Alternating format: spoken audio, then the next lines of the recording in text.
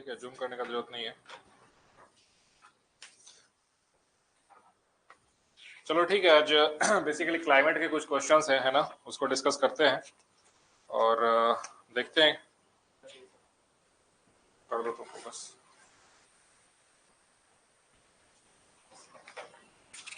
ठीक है, चलो स्टार्ट करते हैं। पहला क्वेश्चन है, the main factor which determines the climate of any area is, बताओ आंसर क्या होगा? लैटिट्यूड होगा, है ना, या फिर ऑल्टीट्यूड होगा? क्या होगा? लैटिट्यूड क्यों होगा?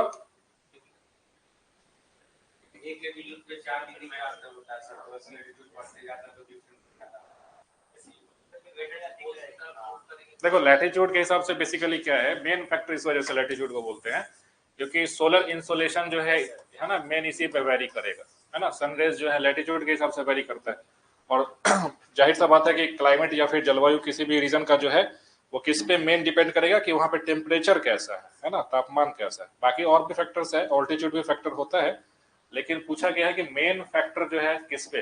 लेकिन सपोज कि यहाँ पे अगर ऐसा कुछ सवाल रहता है ना, अगर इसको और थोड़ा सा हम लोग मॉडिफाई कर देते कि अगर ये 1 2 3 4 ऐसा रहता और लिखता कि the climate of any area depends upon which of the following factors, तो क्या इसमें चारों होता या क्या होता? फिर बताओ। वेजिटेशन को हटा सकते हैं, वेजिटेशन पे क्लाइमेट डिपेंड नहीं करेगा, एक्चुअली में क्लाइमेट पर वेजिटेशन डिपेंड करेगा। लेकिन हाँ, उस केस में ये हो जाता, लैटिट्यूड तो होगा ही और प्रॉक्सिमिटी टू द सी भी हो जाता है ना। बट यहाँ पे पूछा है कि मेन फैक्टर क्या है, तो ध्यान रखना एग्जाम में कई बार ऐसा जो सबसे इंपॉर्टेंट फैक्टर है ना उसके ऊपर सवाल पूछ लेता है। तो बाकी फैक्टर्स भी होते हैं जरूरी, लेकिन सबसे इंपॉर्टेंट कौन होगा? तो लैटिट्यूड होगा, है ना, ये याद रखना। ठीक है, दूसरा क्वेश्चन है, vegetation is the true index of climate, this statement is associated with. देखो ये सभी क्या है, Thornthwaite, Koppen, Trewartha, Stamp, L D Stamp, basically ये सब क्या है? ये सभी ज्योग्राफर हैं जो कि वर्ल्ड के क्लाइमेट को है ना सो स्टडी किए, उसको क्लासिफाई किए, है ना। तो सबका अपना थोड़ा अलग अलग जो है सो क्लासिफिकेशन का है सो बेसिस हो जाता है, लेकिन जो सबसे ज्यादा जो एडॉप्टेड है ना, कोपन का क्लासिफिकेशन है। ठीक है, कोपन ने बेसिकली क्या किया, ये जर्मन है बेसिकली, है ना। इन्होंने क्या किया कि पूरे वर्ल्ड के जो क्लाइमेटिक कंडीशंस है बेसिकली इसको 5 टाइप्स में, है ना 5 मेजर टाइप्स में इन्होंने आइडेंटिफाई किया। ठीक है, जो A B C D E करके जो आप देखते होगे, तो कॉपन का है। तो बेसिकली इन्होंने वेजिटेशन के हिसाब से जो है डिफाइन कर दिया कि कहाँ पे कैसा वेजिटेशन है ना, उस हिसाब से क्लाइमेट जो है सो देखो वेजिटेशन मतलब कि वनस्पति, ये बेसिकली किस पे डिपेंड करता है? तो दो फैक्टर पे डिपेंड बेसिकली करेगा, है ना। एक कि वहां पे टेम्परेचर कैसा है, ठीक है, और दूसरा वहां पे मॉइस्चर कंटेंट कितना है। ठीक है, अगर सपोज कि कहीं पे टेम्परेचर बहुत ज्यादा है और मॉइस्चर कंटेंट बिल्कुल कम है तो डिजर्ट हो जाएगा वो, है ना। कहीं पे टेम्परेचर भी ज्यादा है और moisture content round the year है तो एवरग्रीन फॉरेस्ट हो जाएगा, सदाबहार फॉरेस्ट हो जाएगा। तो इस वजह से इन्होंने ये स्टेटमेंट तो दिया है कि vegetation is the true index of climate has been given by Koppen, है ना, कॉपन। और वर्ल्ड क्लाइमेट को इन्होंने उसी बेसिस पे जो है सो डिफाइन भी किया है, आइडेंटिफाई भी किया है। ठीक है, seasonal differences are maximum in, मौसमी अंतर जो है सो अधिकतम कब होते हैं, मतलब कहां पर होते हैं? मिड लैटिट्यूड्स में, हाई लैटिट्यूड्स में, लो लैटिट्यूड्स में, या फिर सब ट्रॉपिक्स में? क्वेश्चन नंबर 3 का आंसर क्या होगा?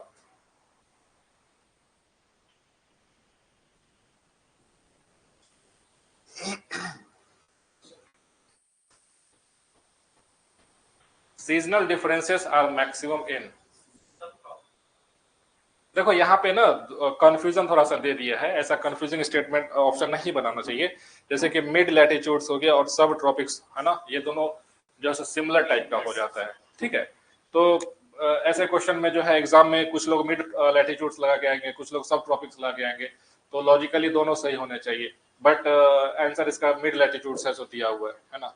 तो आप देखो कि एग्जाम में कुछ इस तरीके से जो है ना ऑप्शंस बना देते हैं जहाँ पे लोग जो है इसका कोई उपाय नहीं है ना, ऐसा हमेशा आता रहता है क्वेश्चन। बट सपोज कि ऐसा कुछ रिपीट करे तो मिड लैटिट्यूड्स जो है सो इसको आप आंसर कर सकते हो। इसके पीछे का रीजन बताओ क्या है? हाँ हाँ हाँ, वही। देखो सीजनल डिफरेंसेस आर मैक्सिमम, इसका मतलब क्या है? सीजनल डिफरेंसेस का मतलब हो गया कि सपोज कि विंटर सीजन में बिल्कुल ही ठंडा क्लाइमेट हो जाए, समर में बिल्कुल ही गर्म हो जाए, है ना। तो ऐसा मिड लैटिट्यूड में आपको डिफरेंसेस ज्यादा देखने को मिलेगा। जो जो लो लैटिट्यूड है बेसिकली, जैसे कि इक्वेटर के आसपास का रीजन है, ट्रॉपिकल लैटिट्यूड है, तो वो सालों भर गर्मी रहेगा वहां पे, है ना, वहां पे विंटर ऐसा बहुत ज्यादा ठंड नहीं पड़ेगा। फिर अगर हाई लैटिट्यूड में चले जाओ, पोलर एरियाज में चले जाओ, ऊपर में चले जाओ, तो ठंडा ही सालों भर रहेगा, है ना, समर्स भी होगा तो बहुत माइल्ड समर होगा वहां पे। इस वजह से मिड लैटिट्यूड इसका है सो परफेक्ट आंसर है। ठीक है, नहीं नहीं, हम लोग मिड में नहीं आते हैं। इंडिया जो है ट्रॉपिक ऑफ कैंसर से आधा है सो ट्रॉपिकल है, उसके ऊपर से सब ट्रॉपिकल है, तो यहाँ पे मिक्स्ड है। लेकिन अगर ओवरऑल क्लाइमेट की बात की जाए तो मानसून क्लाइमेट है इंडिया का। ठीक है,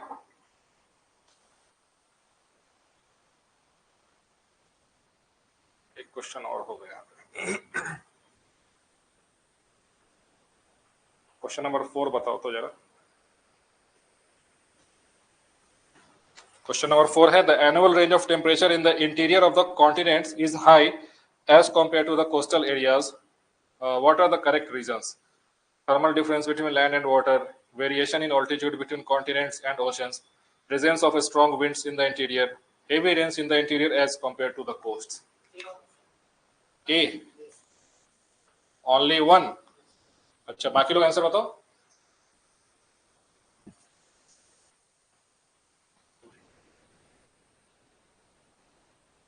क्वेश्चन क्या बोल रहा है? The annual range of temperature in the interior of the continents is high as compare to the coastal areas. ठीक है, ये कितना बार बताए हैं? डिफरेंशियल हीटिंग है रीजन, प्लस कोस्टल में जो है moderating effect of the oceans होते हैं, है ना, वाटर। हाँ ठीक है, तो इसमें 2 होगा कि नहीं? मतलब ए और बी में से अगर अगर चूज करना हो तो आप किसके साथ जाएंगे, ए या बी? A only. ठीक है, ए ओनली इसका है, सो मतलब 1 ओनली है, राइट आंसर है। देखो सवाल क्या पूछा है, सवाल ये है कि annual range of temperature in the interior of the continents is high as compare to coastal areas. देखो सपोज कि यहाँ पे एक, है ना, एक कॉन्टिनेंट का हम लोग बात करते हैं। ठीक है, कॉन्टिनेंट का बात करते हैं, interiors of the continent, suppose कि, है ना, ये इधर भी कॉन्टिनेंट से घिरा हुआ है सपोज, और इधर सपोज कि ये ओशन है ना, ये सभी ओशन है नीचे। ठीक है, ऐसा कुछ एक हाइपोथेटिकल सिचुएशन अज्यूम करो ऐसा, तो ये हो जाएगा इंटीरियर्स ऑफ द कॉन्टिनेंट। ठीक, ये हो जाएगा कोस्टल रीजन, है ना, तटीय क्षेत्र हो जाएगा, ये सभी कोस्टल रीजन हो जाएगा। तो बोल रहा है कि जो इंटीरियर है, इंटीरियर्स ऑफ द कॉन्टिनेंट है, वहां पे एनुअल रेंज ऑफ टेम्परेचर है सो, है ना, ज्यादा होता है। दैट मीन्स कि सपोज कि समर में, जैसे दिल्ली समझो इसको, है ना, सपोज दिस इज दिल्ली, ये दिल्ली हो गया। ठीक, यहाँ पे मुंबई है, ठीक है, इधर मुंबई है, यहाँ पे चेन्नई है, चेन्नई। तो दिल्ली में टेम्परेचर जो है समर में कितना आ गया इस बार, 50 डिग्री ऑलमोस्ट टच कर गया, है ना। विंटर में कितना जाता है, 3-4, है ना, 3-4 डिग्री सेल्सियस। तो रेंज कितना हो गया, दोनों का माइनस करो, 50 में से 4 घटा दो, 46 डिग्री सेल्सियस का रेंज हो जाएगा। तो 46 नहीं भी मानो तो चलो कम से कम 40 डिग्री सेल्सियस का तो रेंज दिख रहा है ना, है ना। लेकिन अगर चेन्नई में देखो, मुंबई में देखो, तो एनुअल रेंज ऑफ टेम्परेचर बहुत कम रहता है। क्यों? क्योंकि कोस्टल जो इन्फ्लुएंस है, ओशंस का इन्फ्लुएंस यहाँ पे रहता है। जो हम लोग लैंड ब्रिज और सी ब्रिज का जो कॉन्सेप्ट पढ़ रहे थे, तो वहां पे हमने देखा था कि कोस्टल एरियाज में जो है सो उसका इन्फ्लुएंस रहता है। इस वजह से इंटीरियर्स में जो है सो ज्यादा आपको ये रेंज देखने को मिलेगा। इसके पीछे का रीजन क्या है? इसके पीछे का रीजन ये है कि differential heating of land and oceans. जो आपका लैंड होगा, जो जमीन होगा, वो जल्दी गर्म हो जाता है और जल्दी ठंडा भी होता है। तो समर में, है ना, इसका रीजन आप लिख लो। What is the reason? Reason लिख लो, the land gets heated, land gets heated very fast as compared to oceans, as compared to oceans। ठीक है, and during winters the land gets cooler, है ना, more faster than the oceans। यानी कि summer में है सो गर्म भी ज्यादा होगा और विंटर में जो है सो ठंडा भी ज्यादा हो जाएगा लैंड। इस वजह से वहां पे एनुअल रेंज ऑफ टेम्परेचर जो है, देखो रेंज का बात जब भी किया जाए, है ना, रेंज का बात, तो हाईएस्ट टेम्परेचर जो साल भर में गया और जो लोएस्ट टेम्परेचर जो साल भर में गया, इसके बीच का जो डिफरेंस होता है उसी को रेंज बोलते हैं। समझ में क्या? एग्जाम में देखना कई बार कंफ्यूजन क्रिएट हो जाता है, कई बार लिखेगा कि the highest temperature is found, है ना, in which part of the continent, ऐसा कुछ पूछेगा तो वो एक अलग पैरामीटर है। अगर पूछेगा कि annual range of temperature highest कहाँ पे है तो वो अलग पैरामीटर हो जाएगा। तो थोड़ा क्वेश्चन को सही से पढ़ना एग्जाम में, कई बार कंफ्यूजन क्रिएट हो जाता है वहां। रेंज मतलब डिफरेंस। चलो नेक्स्ट क्वेश्चन। ये हो गया। यहाँ पे ये नॉट है, बेसिकली नी नहीं है, not. In which region of the world are not winters, विश्व के किस क्षेत्र में है सो शीत ऋतु नहीं होती है? क्या होगा इसका राइट आंसर? टुंड्रा रीजन है कि मेडिटेरियन रीजन है कि ट्रॉपिकल डेजर्ट रीजन है या फिर इक्वेटोरियल रीजन है? तो यस, इक्वेटोरियल रीजन। इसके पीछे का वजह क्या है? देखो, बेसिकली जो इक्वेटोरियल रीजन है, भूमध्य रेखीय क्षेत्र है, बेसिकली वहां पे क्या होता है कि ऑलमोस्ट राउंड द ईयर है सो सन रेज वर्टिकल होते हैं। ठीक है, तो सन रेज वर्टिकल होने की वजह से क्या होगा, है ना, राउंड द ईयर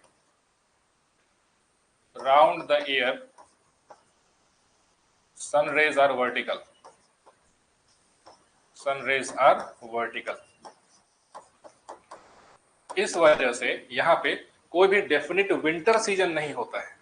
ठीक है, अब ऐसा नहीं कि इक्वेटर पे चले गए और कंबल उम्बल लेके चले गए, वे मतलब का भार बढ़ा के लेके चले जाओगे अपने साथ में। ठीक है, वहां पे जो है ऐसा कुछ टेम्परेचर होगा ही नहीं कि आपको ठंड लगेगा वहां पे, है ना। सो इस वजह से यहाँ पे विंटर्स नहीं होते, है ना। इक्वेटर एक ऐसा इकलौता ऐसा जगह है जहाँ पे आप, या फिर अगर आप बिल्कुल पोलर क्लाइमेट्स को छोड़ दो, मतलब जहाँ पे ह्यूमन बेसिक सेटलमेंट है, तो इक्वेटर वाले रीजन में साल भर में सीजन्स का वेरिएशन बहुत ज्यादा नहीं देखने को मिलता है।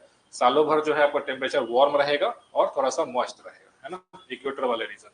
ठीक है, world's wettest place is in Mawsynram, है ना। पहले चेरापूंजी हुआ करता था, है ना, बट मौसिन राम है, हालांकि दोनों मेघालय में ही है ना, खासी हिल्स में है ना। कई बार एग्जाम में ये पूछ सकता है, खासी हिल्स में है। गारो खासी जयंतिया जो है, गारो खासी जयंतिया किस वजह से नाम दिया गया है? ट्राइब्स की वजह। मेघालय में ट्राइबल ग्रुप है ना, जनजाति ग्रुप है, उनके वजह से वहां पे जो है ट्राइब्स का जो है ना, हिल्स का नाम दिया गया। ठीक है, ठीक है, चलो क्वेश्चन नंबर 3 बताओ।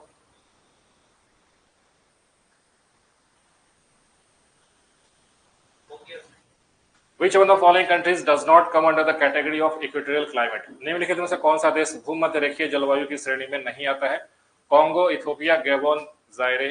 क्या होगा? ये सभी चारों जो है सो अफ्रीकन कंट्रीज है, अफ्रीका कंट्री है, लेकिन इसमें पूछा है कि कौन से देश में जो है सो इक्वेटोरियल क्लाइमेट नहीं होता है? North eastern, eastern, central eastern बोलो। नॉर्थ तो ऊपर हो जाएगा, इजिप्ट हो जाएगा, सेंट्रल है ना। तो क्यों वहां पे इक्वेटोरियल क्लाइमेट क्यों नहीं है? हालांकि इक्वेटर के पास ही है वो। बेसिकली इथियोपिया क्या है ना, एक प्लेट्यू रीजन है ना, पठार वाला रीजन पे है, ऑल्टीट्यूड वाला फैक्टर वहां पे काम कर जाता है। ठीक है, हाँ, बाकी ऑलमोस्ट जो है इक्वेटोरियल क्लाइमेट वाले रीजन पे, बट इथियोपिया जो है ना, सपोज कि अगर ऐसा इथियोपिया का अगर देखो ऐसा है ना, सपोज कि इथियोपिया बेसिकली अफ्रीका के कौन से कोस्ट पे पड़ेगा? हाँ, ईस्ट पे। ठीक है, जैसे कि अगर आप देखो, अगर अफ्रीका का मैप देखो, है ना, बेसिकली तो इथियोपिया यहाँ पे इस वाले रीजन में है ना।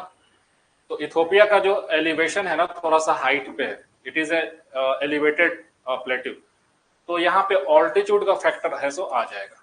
ठीक है, ऑल्टीट्यूड का फैक्टर है सो आ जाता है, इस वजह से यहाँ पे आपको इक्वेटोरियल क्लाइमेट वैसा देखने को नहीं मिलेगा। ऑल्टीट्यूड पे क्या होगा, थोड़ा सा टेम्परेट क्लाइमेट हो जाएगा, है ना, टेम्परेट क्लाइमेट। क्यों? क्योंकि हाइट के हिसाब से टेम्परेचर है सो डिक्रीज करता है, घटता है, इस वजह से। ठीक है, in which of the following areas Mediterranean climate does not prevail? Central Chile है, केप टाउन है, एडिलेड है, पंपास है। क्या होगा इसका राइट आंसर? हाँ, मतलब ग्रासलैंड है। सवाल का आंसर बताओ। In which of the following areas Mediterranean climate does not prevail?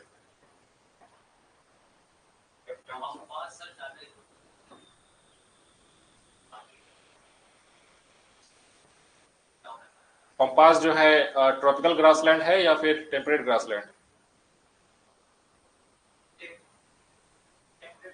हाँ, टेम्परेट ग्रासलैंड। इसका आंसर डी है, बेसिकली डी है, पंपास। पंपास बेसिकली क्या है? It is a grassland ecosystem. Grassland है। ग्रासलैंड भी कैसा है? टेम्परेट ग्रासलैंड है। टेम्परेट ग्रासलैंड का मतलब क्या होता है? अच्छा, ग्रासलैंड बनने के लिए क्या बेसिक क्राइटेरिया क्या होना चाहिए ग्रासलैंड?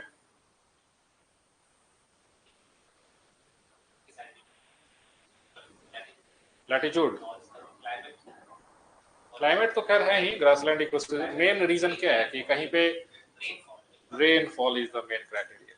ठीक है, देखो ग्रासलैंड्स को समझते हैं बेसिकली क्या होता है कि जैसे एक बेसिक है ना, इस चीज को आप समझो, कॉन्सेप्ट को समझो कि सपोज कि अगर आप कहीं पे जो है एक काफी एक्सटेंसिव एरिया है ना, हमेशा देखोगे कि आपको ऐसा ही दिखाई देगा मोस्टली।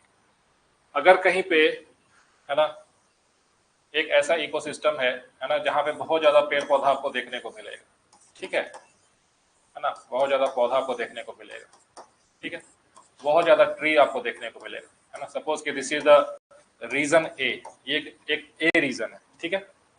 इसके बगल में, हालांकि इसको ग्रीन से दिखाता तो ज्यादा अच्छा दिखता, बट सपोज ठीक है, कोई बात नहीं। इसके बगल में है ना एक दूसरा रीजन आएगा जहां पे आपको घास है सो ज्यादा दिखाई देगा, है ना, घास। बीच में इक्का दुक्का पेड़ कहीं कहीं पे जो है सो है ना दिखाई देगा, लेकिन यहाँ पे ग्रास है सो ज्यादा रहेगा, घास ज्यादा रहेगा, ठीक। एक तीसरा रीजन आएगा इसके बाद में, ठीक है, जो कि बिल्कुल जो है आपको है ना कैक्टस, इधर उधर कहीं कहीं पे जो है थॉर्नी वेजिटेशन जो होता है, कांटा वाला जो पौधा सब होता है, कटीला पौधा, ये सब दिखाई देगा, ठीक है। ये एक ऐसा ट्रांजिशन आपको देखने को मिलेगा, है ना, मोस्टली। तो जैसे ये जो है, ये कौन सा फॉरेस्ट है? ये एवरग्रीन फॉरेस्ट है, ठीक है, एवरग्रीन फॉरेस्ट हो जाएगा, है ना। उसके बगल में क्या हो जाएगा? उसके बगल में हाँ डेसिडुअस तो ट्रीज रहेगा यहाँ पे, लेकिन ये ग्रासलैंड इकोसिस्टम रहेगा, घास का मैदान रहेगा, ठीक है, ग्रासलैंड। और उसके बाद लास्ट में डेजर्ट रहता है ना, डेजर्ट रहता है। इसके पीछे का रीजन ये है कि रेनफॉल का जो पैटर्न होगा ना वो डिक्रीज हो रहा है ना। अगर यहाँ पे देखोगे तो रेनफॉल है सो ज्यादा रहेगा, है ना, बारिश ज्यादा होगा, इस वजह से यहाँ पे जो पेड़ पौधा है वो हरा भरा रहेगा। उसके बाद थोड़ा सा आगे बढ़ोगे तो बारिश है सो कम हो जाएगा, तो उसके बाद क्या होगा? घास का मैदान आपको दिखाई देगा, है ना। उसके बाद है सो डेजर्ट इकोसिस्टम, जहाँ पे बारिश और सबसे कम मिनिमम हो जाएगा, तो डेजर्ट हो जाएगा, है ना।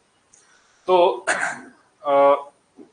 अगर ये जो है ग्रासलैंड बेसिकली क्या है ना, तो ये दो तरीके का ग्रासलैंड होता है। ये जो सीन है ये आपको ट्रॉपिकल इकोसिस्टम में भी देखने को मिल सकता है और टेम्परेट में भी देखने को मिल सकता है।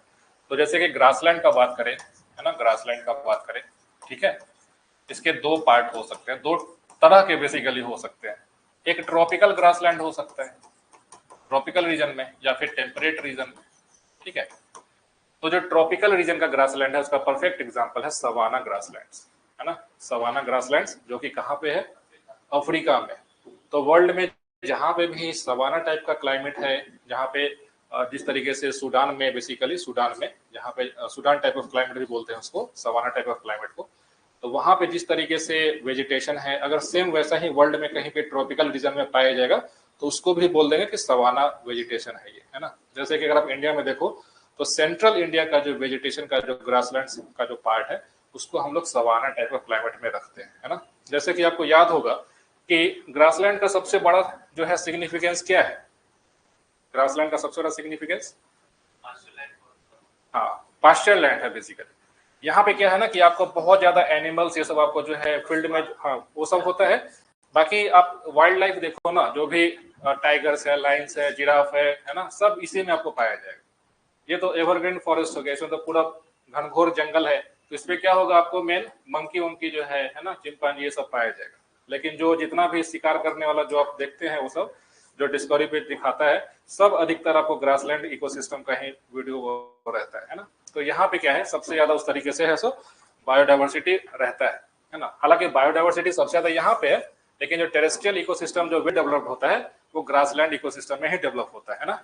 अगर आप देखो इंडिया में कुछ साल पहले मोदी जी जो है चीता को इंट्रोड्यूस किए थे कूनो नेशनल पार्क में। कहाँ पे? मध्य प्रदेश में। तो क्यों, ऐसा क्यों?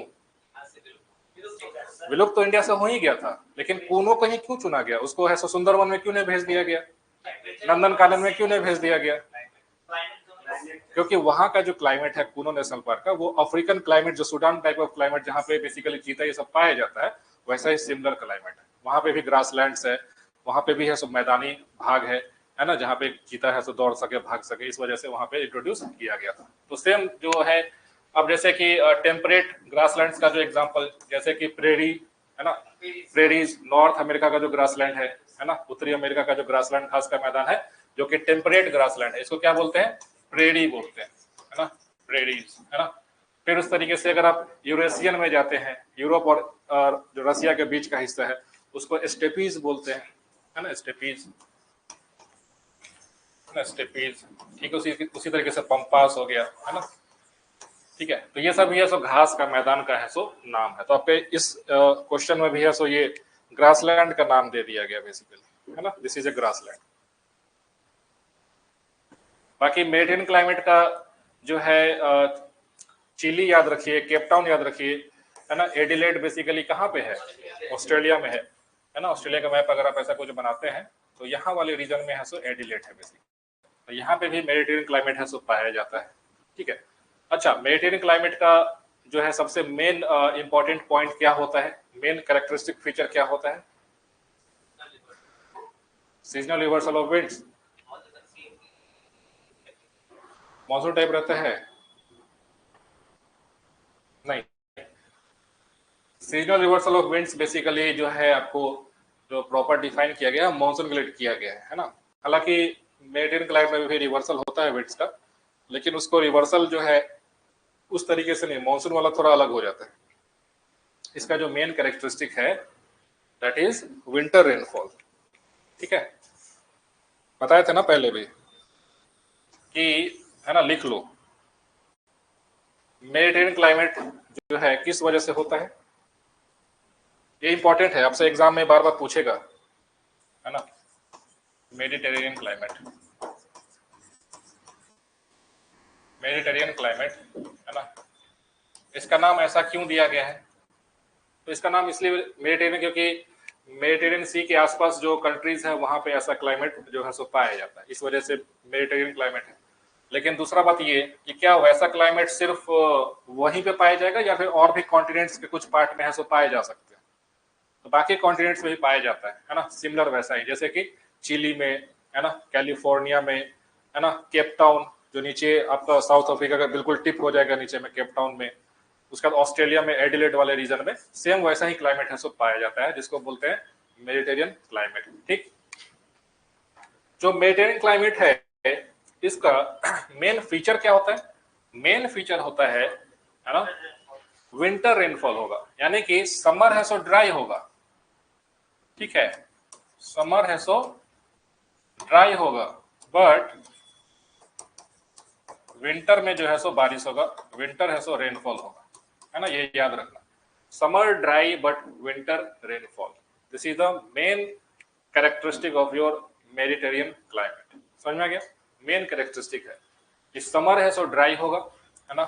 नॉर्मली क्या होता है, सब जगह गर्मी में बारिश होता है, जैसे कि इंडिया में अभी देखो, है ना, मानसून सीजन है, बेसिकली गर्मी के बाद है सो बारिश होना स्टार्ट हो गया। लेकिन मेडिटेरियन में ऐसा नहीं होगा, वहां पे समर सीजन पूरा ड्राई होगा और जैसे ही विंटर्स होगा बारिश होना शुरू हो जाएगा। ठीक है, इसके पीछे का रीजन क्या है? इसके पीछे का रीजन ये है, कारण क्या है? कारण ये है कि during summer, during summer, during summer these regions, these regions are under the influence of, under the influence of dry trade winds, dry trade winds। ठीक है, but during winters, during winters these regions, these regions are under the influence of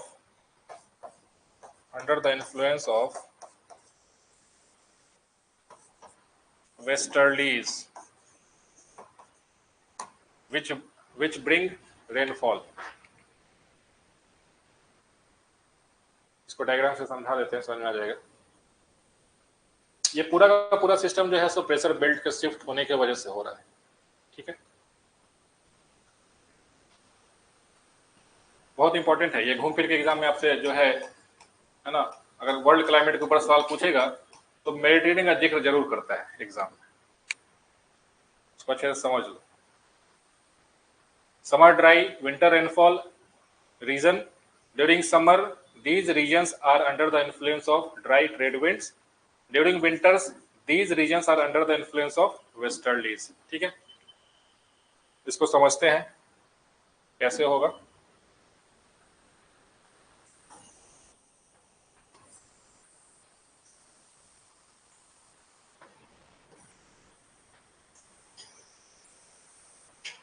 ये summer है, ये winter है, ठीक। अच्छा, summer में suppose कि ये एक कॉन्टिनेंटल लैंड मास है और इसके दोनों तरफ है सो ओशंस है, ठीक है। दोनों तरफ है सो ओशंस है, इसको समझना आराम से। जो समर होगा, समर में तो जाहिर सा बात है कि समर में जो है सन है सो ऊपर की तरफ है, नॉर्दर्न हेमिस्फीयर में ऊपर की तरफ है। तो कहने का मतलब है सब ट्रॉपिकल हाई प्रेशर बेल्ट को समझो। ये बेसिकली जो मेडिटेरियन क्लाइमेट है, ये देखो 30 से 35 डिग्री वाला जो बेल्ट है ना, जो यहाँ पे सब ट्रॉपिकल हाई प्रेशर बेल्ट का जो रीजन है, उसी के आसपास ये क्लाइमेट है सो पाया जाता है, ठीक है। तो ड्यूरिंग समर्स क्या होगा कि सब ट्रॉपिकल हाई प्रेशर बेल्ट जो है वो नॉर्थवर्ड शिफ्ट कर जाता है ना, नॉर्थवर्ड शिफ्ट करेगा, पूरा का पूरा प्रेशर बेल्ट जो है ऊपर की ओर शिफ्ट होता है। तो सपोज कि जो लोग मतलब क्लास में रेगुलर नहीं है, उनको ये चीज समझ में नहीं आएगा, है ना, क्योंकि कितना बार हम बता चुके हैं एयर प्रेशर कहाँ बनता है, किधर बनता है, ट्रेड विंड्स कहाँ होता है। तो जो लोग रेगुलर नहीं हो, है ना, वो दिक्कत होगा उनको आज। तो जो सब ट्रॉपिकल हाई प्रेशर बेल्ट है बेसिकली ये ऊपर की ओर शिफ्ट कर जाएगा, ठीक है। अच्छा, एक बात बताओ, सब ट्रॉपिकल हाई प्रेशर बेल्ट से टुवर्ड्स इक्वेटर है सो कौन सा विंड है सो ब्लो करता है?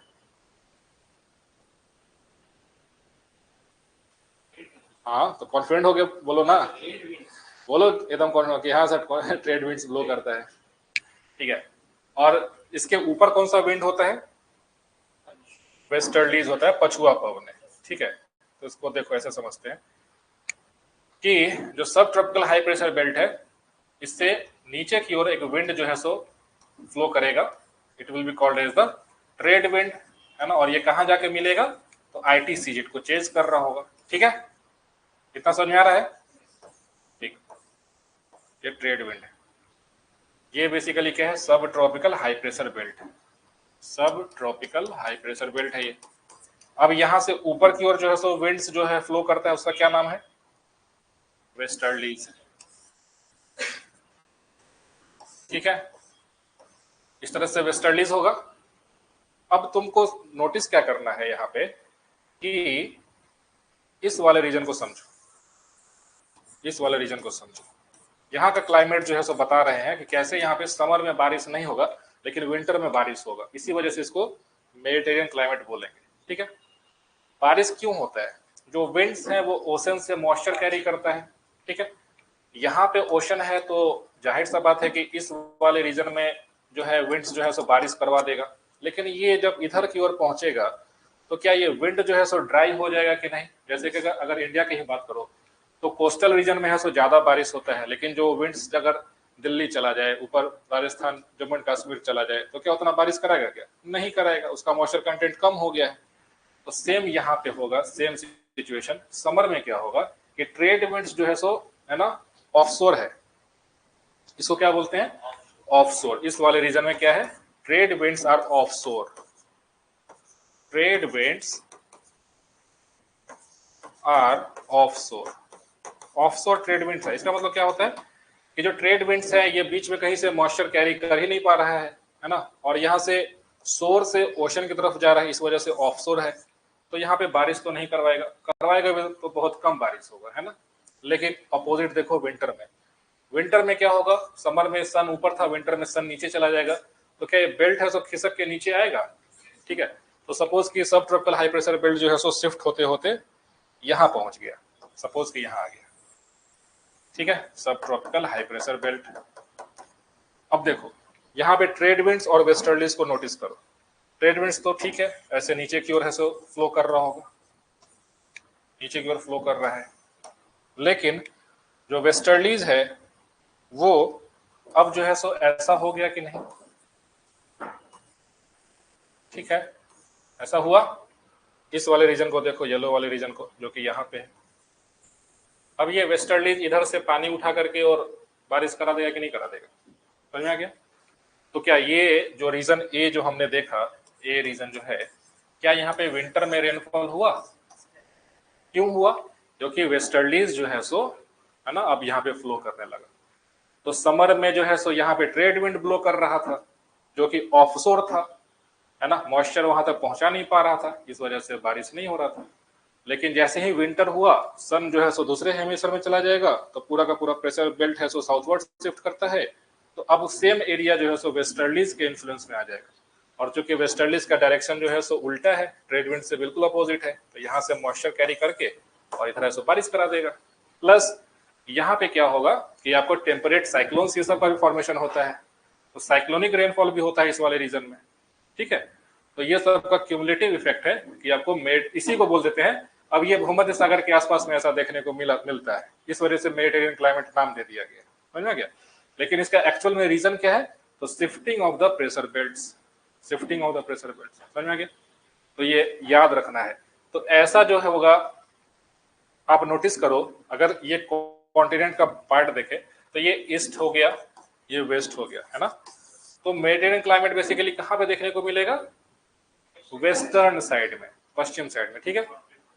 तो सेम वैसा ही अगर आप देखो, अगर आप नॉर्थ अमेरिका का मैप बनाओ ऐसे करके, है ना, तो वेस्टर्न पार्ट पे कैलिफोर्निया है यहाँ पे, और कैलिफोर्निया भी आपको बेसिकली ये प्रेशर बेल्ट वाले रीजन में ही आता है। तो क्या प्रेशर बेल्ट के शिफ्ट होने की वजह से कैलिफोर्निया में भी ऐसा हिसाब किताब बनेगा, तो वहां पे भी इसको कहते हैं कि मेडिटेरियन क्लाइमेट है ना। साउथ अमेरिका में आ जाओ, ठीक है, चिली है यहाँ पे वेस्टर्न पार्ट पे, चिली भी आपको सब ट्रॉपिकल हाई प्रेशर बेल्ट के पास में है ना, वहां पे भी ऐसा क्लाइमेट देखने को मिलेगा। सेम वैसे ही नीचे में साउथ अफ्रीका का केपटाउन के पास में ऐसा क्लाइमेट देखने को मिलता है। इस वजह से जो मेडिटेरियन क्लाइमेट है वो आपको मेडिटेरियन कंट्रीज है उसके वहां पे तो है ही, प्लस कैलिफोर्निया में, है ना, चिली में, केपटाउन में, एडिलेड में, है ना, ये सभी रीजन्स पे भी पाया जाता है, समझ में आ गया। बहुत इंपॉर्टेंट है मेडिटेरियन क्लाइमेट, कई बार एग्जाम में इस पे, है ना, सवाल है सो अधिकतर पूछता है, ठीक है। चलो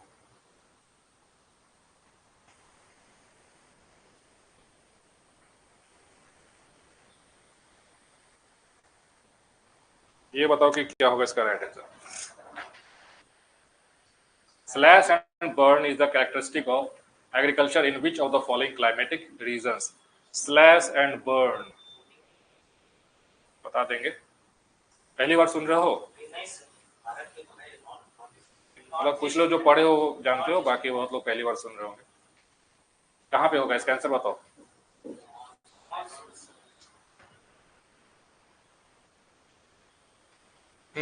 इसमें से जो ऑप्शन दिया है उसमें से मोस्ट अप्रोप्रिएट मॉनसून ही होगा। इसका मतलब क्या होता है, what is the meaning of slash and burn climate.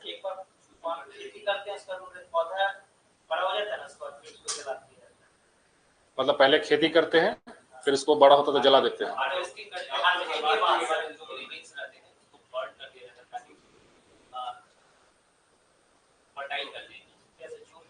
हाँ झूमिंग ठीक है। अच्छा ये बताओ कि पहले जलाते हैं फिर खेती करते हैं, कि खेती करते हैं फिर जलाते हैं। नहीं नहीं, वो पराली बर्निंग बता रहे हो बेसिकली, मतलब जहां पे पहुंचना चाह रहे हो वहां पे एग्जैक्ट नहीं पहुंच रहे हो, बता देते हैं। Slash and burn agriculture basically, है ना, इसको झूमिंग कल्टीवेशन बोलते हैं, है ना, झूमिंग इन नॉर्थ ईस्ट इंडिया, है ना, झूमिंग कल्टीवेशन। अगर आप बिहार बीपीएससी का मेंस पढ़ोगे, वहां पे संथाल रिबेलियन ये सब पढ़ोगे, तो वहां पे भी एग्रीकल्चरल प्रैक्टिसेस में है, सो ये सब चीज आपको देखने को मिलेगा, है ना, हिस्ट्री में भी पढ़ोगे। तो स्लैश एंड बर्न का मतलब क्या होता है ना, कि सपोज कि कोई एक एरिया, देखो इसको समझो, स्लैश, अच्छा एक बात बताओ, स्लैश एंड बर्न एग्रीकल्चर जो है सो हमारी इकोलॉजी के लिए सही है कि खराब है? खराब है ना, क्यों? हाँ मतलब देखो होता क्या है, स्लैश एंड बर्न, इसको क्या बोलते हैं, शिफ्टिंग कल्टीवेशन बोलते हैं, ठीक है, slash and burn cultivation, it is also called as shifting agriculture, ठीक है, शिफ्टिंग एग्रीकल्चर इसी को बोलते हैं ना, शिफ्टिंग एग्रीकल्चर, है ना, इसको झूम कल्टीवेशन भी बोलते हैं, झूम कल्टीवेशन, JHUM, है ना, या फिर इसको झूमिंग भी बोलते हैं, झूमिंग कल्टीवेशन। मेनली इसको अडॉप्ट किया गया है इंडिया में, है ना, नॉर्थ ईस्ट जो ट्राइबल ग्रुप्स है उनके द्वारा, हाँ, पहाड़ पे ट्राइबल ग्रुप्स के द्वारा, ट्राइबल ग्रुप्स के द्वारा। इसमें क्या करते हैं, है ना, कि सबसे पहले फॉरेस्ट को क्लियर किया जाता है, फॉरेस्ट इज क्लियर्ड, इसी को बोलेंगे स्लैश, स्लैश मतलब कि, है ना, कटाई छटाई करना, फॉरेस्ट इज क्लियर्ड। उसके बाद क्या होगा, है ना, एग्रीकल्चरल फील्ड को तैयार किया जाता है ना, फील्ड इज प्रिपेयर्ड, है ना, फील्ड इज प्रिपेयर्ड। उसके बाद क्या होगा, उस पे है सो कल्टीवेशन किया जाएगा, एग्रीकल्चर किया जाएगा, एग्रीकल्चर किया जाएगा, कल्टीवेशन किया जाएगा, और उसके बाद आखिरी में क्या होगा, उसको है सो, है ना, फॉरेस्ट इज क्लियर्ड मतलब कि स्लैश करके बर्न कर दिया जाएगा, जला दिया जाएगा, स्लैश एंड बर्न। उसके बाद क्या होगा, एग्रीकल्चर जो है, जब तक कल्टीवेशन उस पर उपजाऊ मिट्टी रहेगा, जब तक उसमें न्यूट्रिएंट्स रहेगा, तब तक खेती उस पर होता रहेगा। लास्ट में क्या होगा, इसको फैलो छोड़ दिया जाएगा, लैंड इज लेफ्ट फैलो, ताकि वो फिर से अपना नेचुरल तरीके से जो है अपने फर्टिलिटी को है सो फिर से, है ना, रिप्लेनिश कर ले, है ना। और इस बीच में क्या होगा, तो जो ट्राइबल ग्रुप, सपोज कि यहाँ पे एक, है ना, एक प्लॉट है जिसपे बहुत ज्यादा पेड़ पौधा है ना, ट्रीज है, जंगल है, ठीक है, तो ये लोग क्या करेगा, सबको जाके जला देगा, है ना, काट के जला देगा, है ना, तो ट्रीज को खत्म कर देगा, ठीक। अब ट्रीज खत्म हो गया तो क्या होगा, एक प्रॉपर फील्ड है सो तैयार हो जाएगा। अब इसके ऊपर जो है ना, अगर इसमें कंकर पत्थर ईटा उटा है उसको हटाएगा, फील्ड को रेडी करेगा। जब फील्ड तैयार हो जाएगा तो इसमें अपना जो है ना, पौधा वौधा, है ना, जो भी है, राइस हो गया, वीट हो गया, जो भी है स्टेपल क्रॉप्स, ये सब इस पर लगाया जाएगा, खेती बाड़ी होगा। लेकिन चूंकि ये लोग बेसिकली ट्राइबल ग्रुप्स का है कल्टीवेशन, तो ये लोग फर्टिलाइजर से सब यूज नहीं करते हैं, है ना, केमिकल फर्टिलाइजर से सब यूज नहीं करते हैं।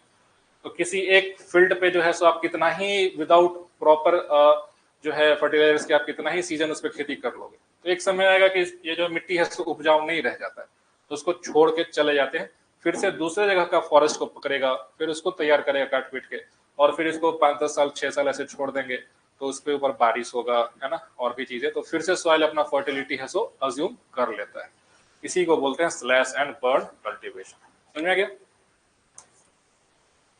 तो ये बेसिकली इंडिया में प्रैक्टिस किया जाता है। हालांकि सिर्फ इंडिया में ही नहीं, अगर आप साउथ ईस्ट एशिया की बात करें, वहां के भी ट्राइबल ग्रुप्स हैं, वो भी इस तरीके से प्रैक्टिस करते हैं।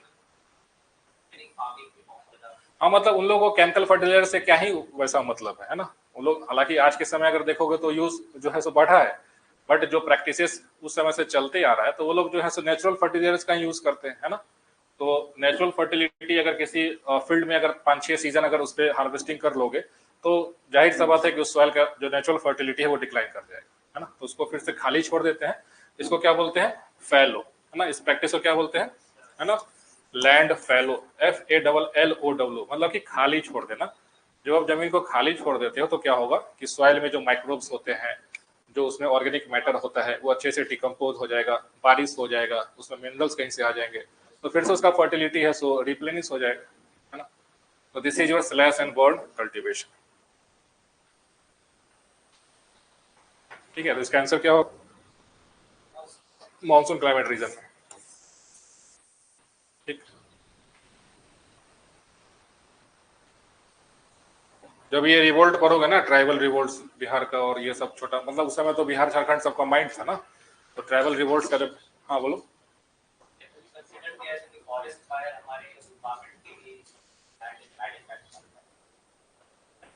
हाँ, सॉइल फर्टिलिटी को बढ़ाता है, हाँ बढ़ाता है उसको ऐसे, क्योंकि उसमें जो ऑर्गेनिक मैटर्स हैं, जो राख वाख जो होता है, वो कहीं ना कहीं न्यूट्रिएंट्स को है सो रिसाइकिल कर देता है आपके टॉप लेयर ऑफ सॉइल्स में, इसके वजह से।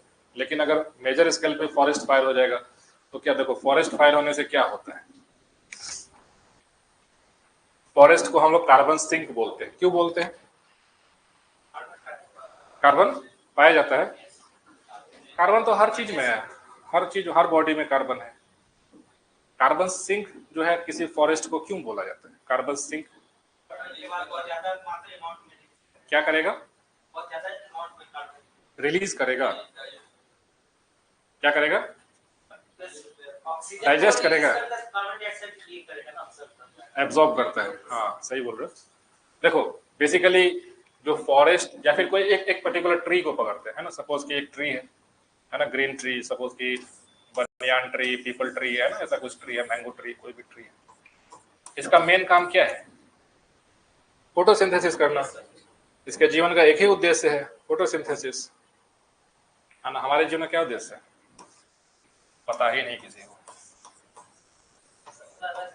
सबका अलग अलग है ना। हमारे जीवन का उद्देश्य क्या है, अगर ये पता चल जाए तो फिर जीवन है सो थोड़ा सा, है ना, हाँ एनलाइटमेंट हो जाएगा, है ना, पता चला कि सब कुछ छोड़ करके चले गए, है ना, कोई बात नहीं।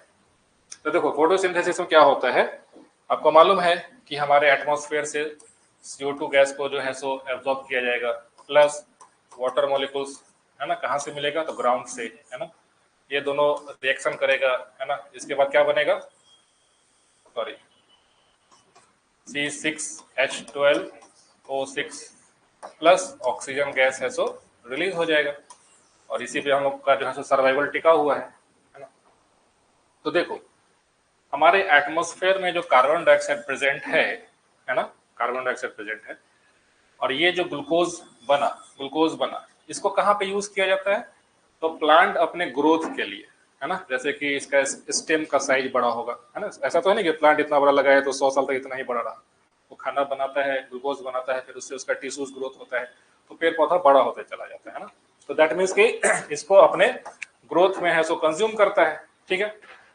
तो देखो अल्टीमेटली हो क्या रहा है कि हमारे एटमॉस्फेयर में जो CO2 गैस जो प्रेजेंट था, क्या इस कार्बन को इसने अपने पेड़ पौधा अपने बॉडी में है सो एज ए उसको एब्जॉर्ब कर लिया कि नहीं, है ना। इसी वजह से बोलते हैं कि अगर किसी भी एरिया में फॉरेस्ट है ना, अगर कहीं पे बहुत ज्यादा पेड़ पौधा लगा हुआ है ना, तो ये एज ए कार्बन सिंक है सो काम करता है ना, कार्बन सिंक, कार्बन सिंक, ठीक, कार्बन सिंक के तौर पे काम करता है। अब आपने क्या किया, इन सारे ट्रीज को आपने काट करके जला दिया, है ना, स्लैश एंड बर्न किया, जो कि अभी उधर भी देखे। जब बर्न करोगे तो जाहिर सा बात है कि इसके अंदर जितना ये सब स्टोर्ड है, जो ग्लूकोज है या फिर और भी कार्बोहाइड्रेट्स जो इसके अंदर जो एब्जॉर्ब है पहले से, अब उसको जला दोगे, वापस से ऑक्सीजन के साथ रिएक्ट करके CO2 बना देगा और एटमॉस्फेयर में रिलीज हो जाएगा, समझ में आ गया।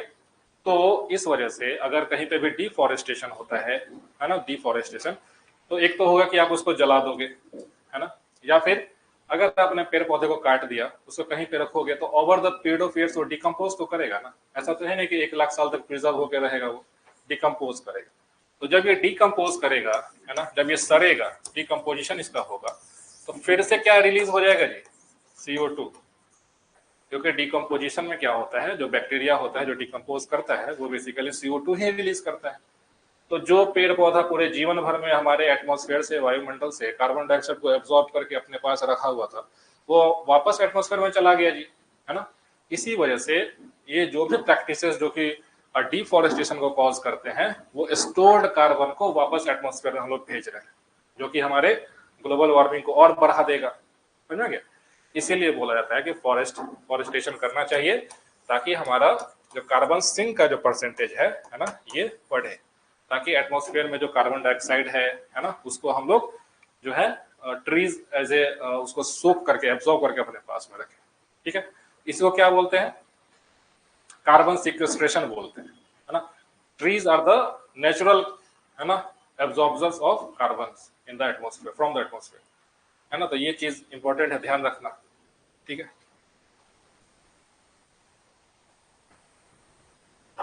समझ में आ गया? चलो ये क्वेश्चन बताओ, question number 6। The seasonal reversal of winds is the typical characteristic of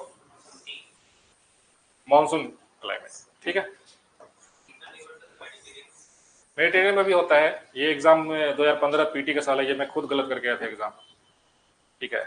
लेकिन वो गलत मतलब उस समय ये था, इक्वेटोरियल में नहीं होना चाहिए था, इस हिसाब से मानसून लगा के आ जाते, बट कंफ्यूजन होने की वजह से डी लगा दिए थे। बट इसका आंसर जो है बेसिकली एनसीईआरटी में स्टेटमेंट ही दिया हुआ है उसके बारे में कि seasonal reversal of winds is associated with the monsoon climate. तो एग्जामिनर थोड़ा सा जो है यहाँ पे बी ऑप्शन नहीं देता तो थोड़ा ज्यादा एक्यूरेट होता सवाल, है ना। बट बी में भी अब देखो तो सीजन के हिसाब से रिवर्सल ऑफ विंड्स होता है ना। बट कभी एग्जाम में अगर पूछे तो मानसून करके ही आना, ठीक है। Which of the following regions do not get the monsoon type of rainfall? West Pakistan, Philippines, South Vietnam, Central Kenya. क्या होगा इसका आंसर? Kenya, D. देखो ये सब जो है एशियन कंट्रीज बेसिकली, या फिर साउथ ईस्ट एशियन कंट्रीज है, ये सभी मानसून क्लाइमेट के ही अंदर क्लासिफाई किया गया है, ठीक है। तो जैसे फिलीपींस हो गया, वियतनाम हो गया, ये सब क्या साउथ ईस्ट एशिया कंट्री है, तो वहां पे भी आपको है सो मानसून क्लाइमेट ही है बेसिकली, है ना। तो इस वजह से पाकिस्तान तो खैर अपना ही पड़ोसी देश है, तो उधर भी आपको जो है मानसून क्लाइमेट ही है ना। इस वजह से क्या अपना, हाँ हाँ अपना ही है। आज न कल जो है सो भूमि विवाद है सो निपटाया जाएगा, है ना। क्या बोल रहे हो? आपका फंडामेंटल ड्यूटी भी है कि जब देश सेवा के लिए आपको बुलाया जाए तो जाना है ना। ये सवाल हो गया ना इधर का सारा। क्वेश्चन नंबर 7 था क्या इसके पहले वाला? चलो ठीक है, यहाँ से Which of the following is the maximum percentage of the earth covered? Arid region है बेसिकली, यानी कि पृथ्वी का अधिकतम हिस्सा जो है किस भाग से ढका हुआ है, तो एरिड रीजन से। जाहिर सा बात है भाई कि जो कोस्टल एरियाज होगा वहीं पे आपको है सो ज्यादा बारिश, वहीं पे ज्यादा है सो रेनफॉल ये सब होगा, लेकिन जो इंटीरियर ऑफ द कॉन्टिनेंट्स है वहां पे उतना रेनफॉल तो होगा नहीं। तो इस वजह से जो मेजोरिटी ऑफ द अर्थ होगा वो एरिड रीजन के ही अंदर में आएगा। समझ में आ गया? इसमें कोई डाउट होना नहीं चाहिए, A is the right answer.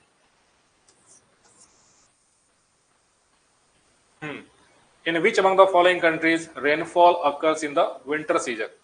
China, Norway, Brazil, क्या होगा?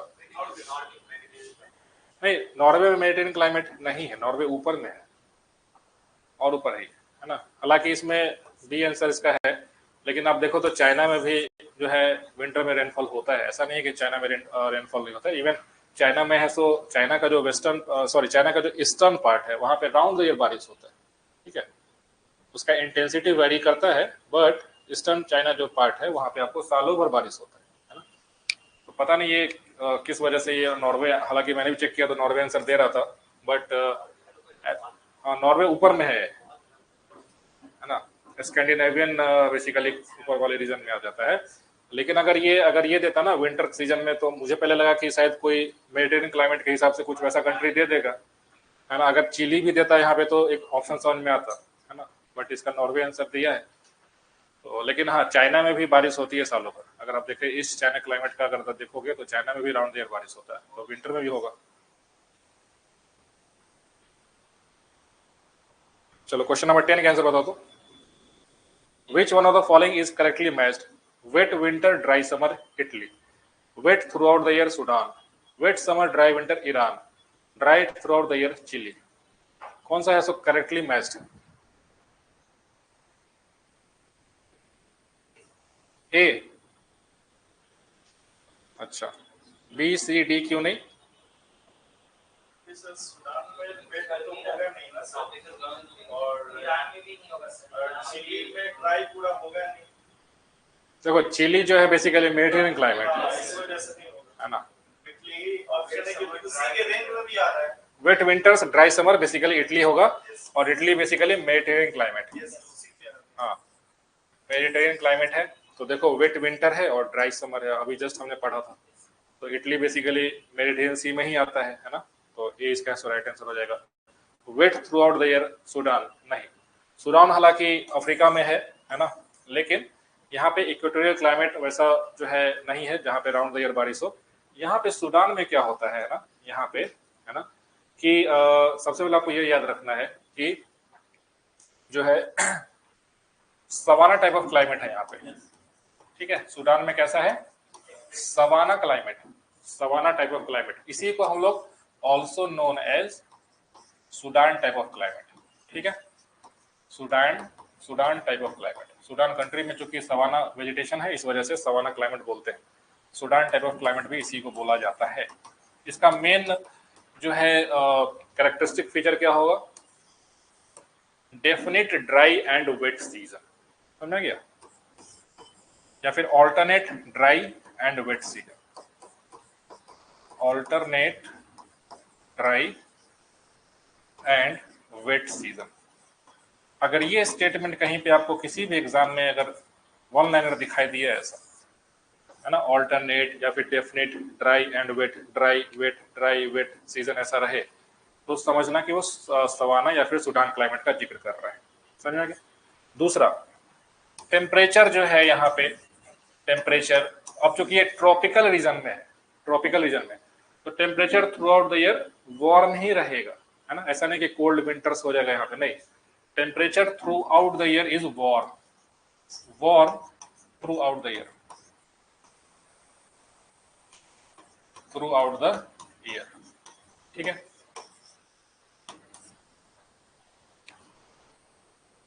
आप लोग में से किसी को है शौक ये सब डिस्कवरी ये सब देखने का, किसी को? पहले देखते थे, अब नहीं, टाइम नहीं मिलता होगा। हाँ आईपीएल आ गया, क्रिकेट आ गया, अभी वर्ल्ड कप खत्म नहीं हुआ, इधर अलग से एक और सीरीज स्टार्ट हो गया है ना आईपीएल के लिए। तो वहां पे देखोगे ऐसा अक्सर दिखाया जाएगा है ना कि जैसे ये alternate dry and wet season का दिखा रहे हैं ना, तो ड्राई सीजन जब ऐसा हो जाएगा ना कि पूरा नदी वदी सूख गया है ना, तालाब उलाब सब सूख गया है, कहीं पे थोड़ा सा जो है पानी है, तो वहां पे क्या होगा, उसमें मगरमच्छ भी रहेगा, उसमें हिरन का झुंड भी पहुंचेगा पानी पीने के लिए, उधर से शेर भी प्यासा पहुंचा हुआ है, तो मतलब शिकारी और शिकार दोनों एक साथ ऐसा पानी पीने के लिए पहुंचे हुए है ना। तो ऐसा सिचुएशन हो जाता है, क्योंकि पानी के बिना वैसे ही मर जाएगा, तो वो लोग भी हिम्मत करके है सो जाता है पानी पीने, उसी में मगरमच्छ आधा को पकड़ लेगा आधा कुछ, तो ये सब चीज आपको देखने को मिलेगा। लेकिन जब वेट सीजन होगा है ना, बारिश का जब मौसम आएगा सवाना में, तो लगातार है सो 2 महीने तक बारिश होते रहे, ठीक है। उसमें अच्छा खासा बारिश होगा, जो भी रिवर्स होंगे उसमें थोड़ा सा बाढ़ आ जाएगा है ना, नया नया घास जो है, घास का पूरा ये सब फसल आ जाएगा है ना, तो उसमें फिर दिखाएगा कि पूरा जो है एनिमल मतलब फ्लोरिश करेगा उस समय है ना। तो ये सवाना क्लाइमेट का है सो बेसिकली फीचर होता है ना। और सवाना है सो कैसा ग्रास लैंड है, ट्रॉपिकल ग्रास लैंड है, ट्रॉपिकल उष्ण कटिबंधीय घास भूमि जिसको कहते हैं सवाना, है ना, ये याद रखना। तो ये सूडान तो होगा नहीं, सूडान में कैसा सवाना क्लाइमेट होता है। ईरान में है वेट समर ड्राई विंटर, है ना। तो ईरान आप देखो बेसिकली ये सब अरेबियन पेनिनसुला के आसपास का हिस्सा है जहाँ पे बारिश वैसे भी कम होता है, तो वो सुटेबल तो है नहीं, ठीक है। और Chile dried throughout the year, तो ऐसा नहीं होगा, चिली में बेसिकली विंटर मंथ्स में है सो बारिश होती है, क्योंकि वहां पे भी मेडिटेरियन क्लाइमेट ही है ना, इस वजह से। तो याद रखना है ना, उस पे लोकेशन पे जरूर सवाल पूछता है कि मेडिटेरियन क्लाइमेट बताओ कहाँ कहाँ पे पाया जाएगा। तो एक तो मेडिटेरियन के आसपास जो कंट्रीज हैं है ना वहां पे, प्लस आपके कैलिफोर्निया में, चिली में, केप टाउन, एडिलेड, है ना, ये सब याद रखना।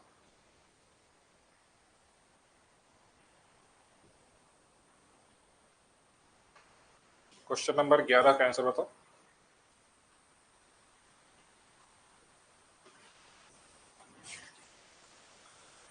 क्या बोल रहे हैं 11? Areas lying within 5 to 8 degree latitude on either side of the equator receive rainfall throughout the year. High temperature and high humidity cause convectional rainfall mostly in the noon near the equator. क्या होगा right answer इसका? Both correct and right explanation A. A is the right answer यहाँ पे, ठीक है। A and R true and R is the correct explanation of A, ठीक है। ये तो हम मतलब प्रैक्टिकली विटनेस किए हुए यहाँ पे, है ना, ये वाला चीज पहले कई क्लास में बताया भी थे, किसी को याद है ना, बताया था ना, ये वहां पे देखो इसके पीछे का रीजन क्या है, ये बेसिकली इक्वेटोरियल क्लाइमेट के बारे में है, सो है ना। तो जो लोग नहीं इसके बारे में पढ़े हो नोट कर लो कि इक्वेटोरियल क्लाइमेट बेसिकली जो है, इक्वेटोरियल क्लाइमेट इसका मेन जो है फीचर क्या होता है। तो सबसे पहला कि फाउंड नियर द इक्वेटर होगा, है ना, फाउंड नियर द इक्वेटर, ठीक है। दूसरा no no winter season here, no winter season here, no winter season here, no winter season, ठीक। Warm temperatures throughout the year, ठीक है। ट्रॉपिकल क्लाइमेट है तो वार्म होगा ही, warm temperature round the year, round the year, ठीक है, ये हो जाएगा।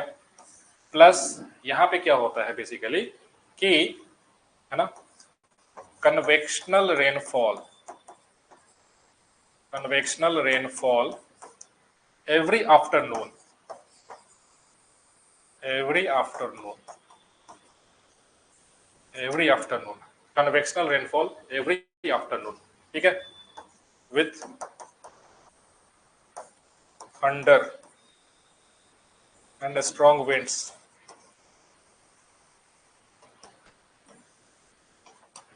With thunder and strong winds, ठीक है। ये आपका इक्वेटोरियल क्लाइमेट का है जो है सो मेन कैरेक्टरिस्टिक होगा। ट्रॉपिकल रेन फॉरेस्ट भी है सो इक्वेटोरियल रीजन में ही पाया जाएगा, जहाँ पे इस तरीके का राउंड द ईयर बारिश जहाँ पे होगा, है ना, ठीक है, यहाँ पे होगा।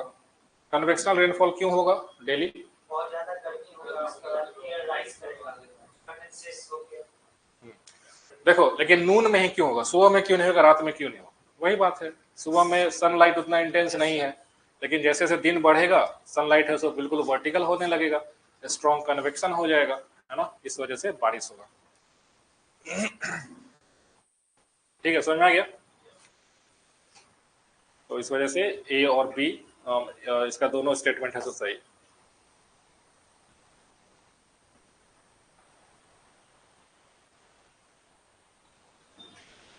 ग्यारह, बारह, चलो 12 कैंसिल बताओ।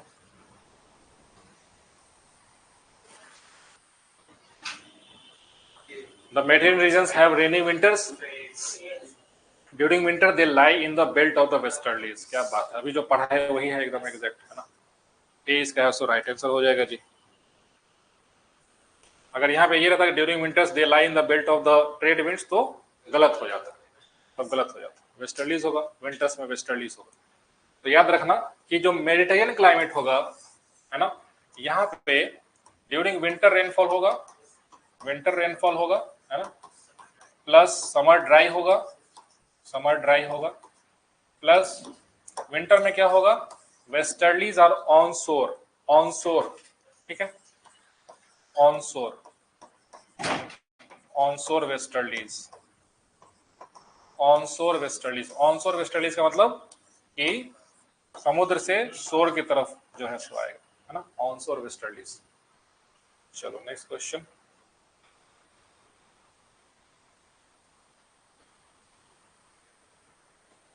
चलो इसका आंसर बताओ।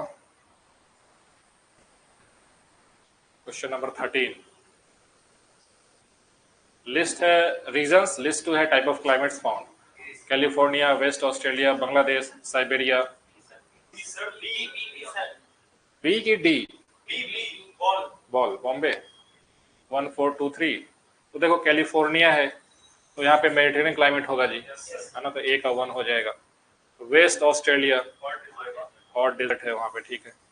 बांग्लादेश में मानसून हो जाएगा जी, ठीक है। साइबेरिया में तो फिर कोल्ड टेम्परेट हो जाएगा, है ना, तो ठीक है, 1 4 फिर 2 3, ठीक है, ये हो जाएगा। बी इसका आंसर राइट हो जाएगा, बी इसका आंसर राइट आंसर हो जाएगा। चलो क्वेश्चन नंबर 14 का आंसर बताओ।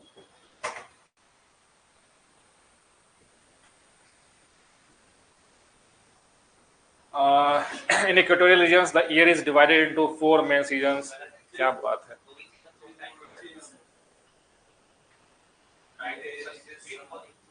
in the Mediterranean region summer receives more rainfall, in China type of climate rainfall occurs throughout the year, tropical highlands exhibit vertical zonation of different climates। क्या होगा, 3-4, हाँ ठीक है। तो देखो equatorial regions the year is divided into 4 main seasons, मतलब कि ठंडा गर्म विंटर ऐसा बात कर रहे हैं तो गलत है जी यहाँ पे, है ना, ऐसा कुछ सीजन्स तो होता नहीं है। In the Mediterranean reason summer receives more rain, summer receives more rain गलत हो जाएगा, विंटर हो जाएगा। In China type of climate rainfall occurs through out the year, बिल्कुल सही है। Tropical highlands exhibit vertical zonation of different climates, बिल्कुल सही है। इसका फोर्थ स्टेटमेंट से क्या मतलब समझते हो, tropical highlands exhibit vertical zonation of different climates, इसका मतलब क्या है? मतलब कि 3 तो समझ में आ गया कि 3 स्टेटमेंट वो सभी तरह का ये क्लाइमेट पाया जाता है। मोबाइल किसी का बज रहा है क्या? अच्छा कोई नहीं, ठीक है। फोर्थ का आंसर मतलब फोर्थ स्टेटमेंट क्यों सही है ये बताओ।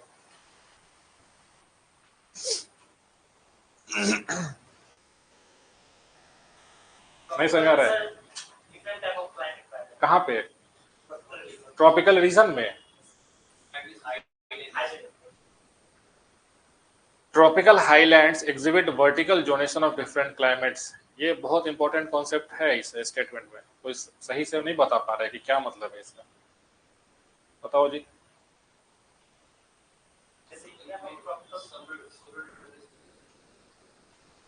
नहीं, ट्रॉपिकल हाईलैंड्स का बात किया जा रहा है, मतलब कि अगर कोई माउंटेन है ट्रॉपिकल रीजन में तो इसके ऑल्टीट्यूड के हिसाब से डिफरेंट क्लाइमेट पाया जाएगा, है ना। तो ये इसी को स्टेटमेंट दिया गया, ठीक है, vertical zonation of different climates, है ना। तो इसके पीछे का वजह क्या है कि जब आप हाइट पे जाओगे तो टेम्परेचर कम होते जाता है, इस वजह से नीचे में है सो डिफरेंट क्लाइमेट होगा, इसके ऊपर जाओगे डिफरेंट क्लाइमेट होगा, ऊपर जाओगे डिफरेंट क्लाइमेट, और सबसे ऊपर पहुंचोगे तो है ना बिल्कुल ठंडा, बिल्कुल बर्फ टुंड्रा क्लाइमेट हो जाएगा। तो वही स्टेटमेंट कह रहा है कि tropical highlands exhibit vertical zonation of different climates, ठीक है।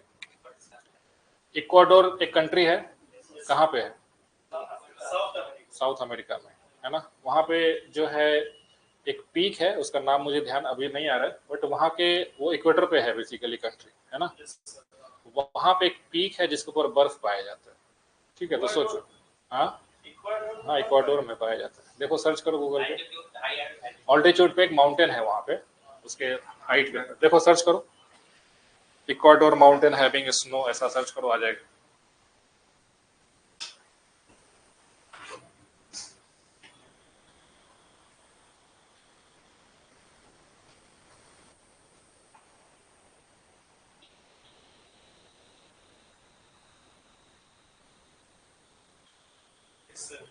एंडियन माउंटेन्स, नहीं वो एंडियन माउंटेन तो है, वो पीक क्या नाम है उसका? अच्छा हाँ, उस पे जो है पीक्स पे है बेसिकली, उसके पीक्स पे है सो स्नो पाया जाता है।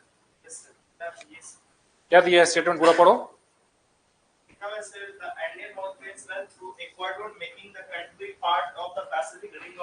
ठीक है, The tallest is Mount Cotopaxi at 90,000 feet. Ecuador provides a rare example of country that whose snow-capped peaks and lush rainforests. देखा, वही बोल रहे थे कि तो ये जो है बेसिकली अगर वर्टिकल जोनेशन का बात कहीं पे करेगा ना तो मतलब कि किसी माउंटेन्स का बात कर रहे हैं, उस पे स्नो दिखा रहा है ना। हाँ तो रिंग ऑफ फायर का बेल्ट में है तो आ जाएगा, बट एलिवेशन के हिसाब से उसके ऊपर स्नो भी आ जाएगा, है ना। तो ये तो ऐसा मतलब समझना है कि अगर कहीं पे स्टेटमेंट दे कि इक्वेटर पे अगर बर्फ पाया जा रहा है तो दिमाग में क्या आना चाहिए कि वो किसी माउंटेन पे होगा, प्लेन पे नहीं होगा, ये बात तय है ना, हिल होगा माउंटेन होगा, है ना। तो इसी को बोलते हैं vertical zonation of the different climate. मतलब कॉन्सेप्ट्स अगर ये दिमाग में रहेगा तो स्टेटमेंट भी एग्जाम में आपको क्लियर हो जाएगा, नहीं तो क्या होगा कि अगर ये कॉन्सेप्ट भूल जाओगे तो स्टेटमेंट भी ठीक से समझ में नहीं आएगा एग्जाम में। चलो क्वेश्चन नंबर 15 का आंसर बताओ। Each day is more or less the same. The morning is clear and bright with a sea breeze. As the sun climbs high in the sky, heat mounts up, dark clouds form. Then the rain comes with thunder and lightning. But the rain is soon over. Which of the following regions is described in the above passage? Equatorial climate होगा, है ना? Equatorial climate, ठीक है, equatorial climate।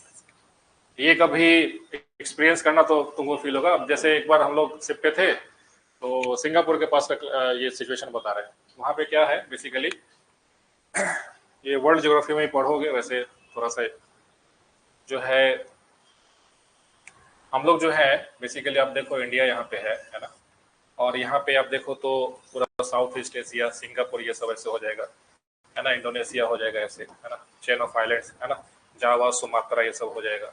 फिर इधर ऊपर जाओगे तो ये सब चाइना वाइना स्टार्ट, ऐसा चाइना स्टार्ट हो गया इधर, है ना, यहाँ पे ताइवान हो जाएगा ऐसे कर। तो बेसिकली इंडियन ओशन में जो है, जो इधर पैसिफिक हो जाएगा, है ना, पैसिफिक हो जाता है, ये इंडियन ओशन है, ठीक है, इंडियन ओशन है। तो वर्ल्ड में जो 80% ट्रेड है वो सी रूट से ही होता है ना, अभी भी, ठीक है, पहले भी एंशिएंट समय में भी, अभी भी। तो सी रूट है सब बहुत इंपॉर्टेंट है। तो आप देखो तो अब जैसे इसके नीचे जाओगे तो ये आइलैंड्स है, फिर नीचे इधर ऑस्ट्रेलिया ये सब है ना। तो आपको जो सबसे जो कॉस्ट इफेक्टिव वे है ना, इंडियन से पैसिफिक में जाने का, इसको कौन सा स्ट्रेट बोलते हैं? हाँ, मलक्का स्ट्रेट बोलते हैं, ठीक है, मलक्का स्ट्रेट इसी को बोलते हैं, मलक्का स्ट्रेट, ठीक है। तो यहाँ पे देखो तो ये एक कंट्री है, यहाँ पे छोटा सा कंट्री, क्या नाम है इसका? सिंगापुर, सिंगापुर है, ठीक है, सिंगापुर। और यहाँ पे आप देखो तो ऑलमोस्ट ये इक्वेटर के पास पे, ठीक है। तो सिंगापुर जो है एक छोटा सा कंट्री है, लेकिन ये इतना ज्यादा स्ट्रांग मतलब इकोनॉमी के साथ जो है उभरा है पूरे अपने एशियन इकोनॉमी में, बहुत मतलब क्रिटिकल है। ये अपने कोस्टल इकोनॉमी को बहुत बूस्ट किए हुए हैं, और खास करके मेरीटाइम इकोनॉमी, है ना। इस रूट से पास होने वाले जितने भी शिप्स हैं उसका 90% जो शिप है वो अपना ईंधन, जो अपना फ्यूल है वो सिंगापुर से लेता है, समझ में गया? अधिकतर 80 से 90% जो शिप है, अगर सपोज कि इंडिया से किसी शिप को चाइना जाना है तो इंडिया से तेल उतना नहीं कैरी करेगा। उसके पीछे का रीजन है, देखो समझो, है ना, कि सपोज कि एक कॉन्सेप्ट बताते हैं कि सपोज कि कोई शिप है ना, और इसके ऊपर जो है इसका मेन कमाई कहाँ से होता है? अगर किसी ट्रक को ही समझो ना, अगर ट्रक में जो है जितना बड़ा सा कार्गो स्पेस है, सब सपोज कि 4000 लीटर का टैंक जो है सो फ्यूल डला के चले, तो कार्गो उतना लोड कर पाएगा क्या? नहीं कर पाएगा। तो शिप भी उसी तरीके से होता है कि इसके पास जो है सो लिमिटेड स्पेस होगा, ठीक है, लिमिटेड स्पेस। इसका मतलब कि ये एक बार में, हालांकि इसके पास कैपेसिटी होता है कि उतना तेल कैरी करके जो है सो आगे चला जाए, लेकिन कार्गो चूंकि इसके लिए इंपॉर्टेंट है, पैसा इसको किससे मिलेगा? कार्गो से मिलेगा। तो बेसिकली क्या होगा कि यहाँ से तेल उतना ही लेके चलेगा कि जितना भी ये सिंगापुर पहुंच जाए, ठीक, कार्गो उसके जगह पे उतना लोड कर लिया, फिर यहाँ से तेल जो है बंकर उसको बेसिकली बोलते हैं, फिर यहाँ से तेल कैरी करके अपना वॉइस आगे का शुरू करेगा। तो यही वजह है कि मलक्का स्टेट से जाने वाला जो मैक्सिमम जो आपको शिप्स हैं वो सिंगापुर के पास जो है सो आपको तेल, है ना, बंकरिंग ये सब करेगा। सेम उसी तरीके से जब ऊपर में जाएगा इधर, है ना, रेड सी की तरफ अगर जाना है किसी जहाज के ऊपर में, सपोज कि इधर इधर अफ्रीका का है ना, ऊपर जाएगा रेड सी में, तो यहाँ पे जो है फुजेरा, है ना, जो कि दुबई के पास में एक पोर्ट है ना, फुजेरा एक पोर्ट है दुबई के पास में। वहां पे भी सेम इसी तरीके से ऑयल का एक्टिविटीज बहुत ज्यादा होता है ना। नहीं मतलब अगर किसी, देखो हॉर्मोस तो इधर हो गया, ये बंकरिंग पॉइंट बता रहे कि यहाँ पे से शिप को जिधर भी मूव करना है वो फुजेरा वाले पॉइंट से, हाँ फुजेरा के पास में अपना शिप को जो है सो, है ना, फ्यूल उस पर रेडी करता है, ठीक है। तो यहाँ पे बेसिकली एक बार हम लोग शिप पे जो है ऑयल कैरी कर रहे थे, मतलब सिंगापुर में ऑयल लेना था। मौसम एकदम सुहाना, एकदम क्लियर, मतलब सन दिख रहा है, ठीक है, और टाइम हो रहा होगा दोपहर का 1-1:30 बज रहा होगा, ठीक है, इसी के अराउंड, मतलब लंच के जस्ट बाद का बता रहे हैं। हम लोग शिप पे थे, डेक पे हम लोग जो है उधर से ऑयल वॉयल, मतलब एक बार जाता है छोटा सा जहाज जो कि तेल लेकर के आता है, आपके शिप के साथ हॉज कनेक्ट कर देगा, फिर वो पंप स्टार्ट करके आपको तेल ट्रांसफर कर देगा, है ना। तो अब क्योंकि शिप से शिप को हॉज से कनेक्ट किया हुआ है ना, पाइपलाइन से, तो अगर सपोज कि वेदर अगर काम नहीं है तो ये सब एक्टिविटीज सही नहीं होगा, है ना। हो सकता है कि हॉज है सो डिस्कनेक्ट हो जाए, टूट जाए, समुद्र में है सो तेल चला जाए, है ना, वो बहुत बड़ा इशू हो जाएगा, है ना, ऑयल स्पिल का इशू हो जाता है। तो सारा प्रिकॉशन लेना पड़ता है और सारा जिम्मेदारी किसके ऊपर आ जाएगा, शिप के स्टाफ के ऊपर, है ना। तो 1:30 बजे का समय है, बिल्कुल सब कुछ ठीक ठाक, हम लोग जो है सो बंकरिंग स्टार्ट किए हुए थे।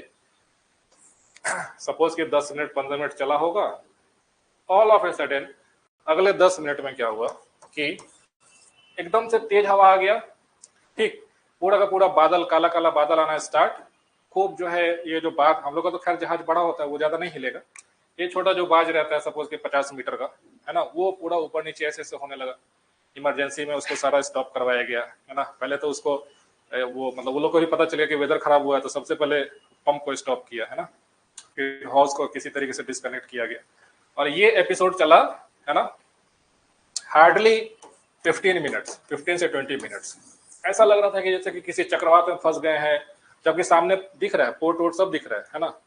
पूरा तेज आंधी तूफान आया, खूब बारिश हुआ, खूब तेज एकदम, है ना, और 15-20 मिनट बाद फिर से लगा कि जैसे कि अब कुछ हुआ ही नहीं, एकदम शांत, ठीक है। तो मेरा भी माथा ठनका कि यार ये क्या था यार, ऐसा तो जीवन में पहली बार एक्सपीरियंस कर रहे हैं हम लोग। क्या भी जैसे आंधी तूफान आता है तो कम से कम उसका प्रभाव 4-5 घंटे तक दिखता है ना, ये आया 15-20 मिनट में कहानी खत्म, फिर स्टार्ट करके फिर हम लोग आगे निकल गए। तो जब बाद में ये सब चीज पढ़े आगे जा करके, तब समझ में आया कि अच्छा ये चीज वहां पे जो आफ्टरनून आवर्स जो हम लोग पढ़ते हैं डेली, वो था वो, और ये वहां पे हर दिन होता है ना, हर दिन दोपहर में जो है।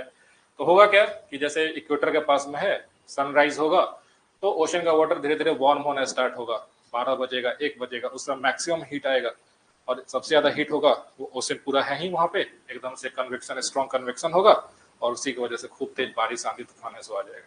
तो ये जो है सो इक्वेटर पे आपको ऑलमोस्ट जो है सो हर दिन देखने को मिलेगा, है ना।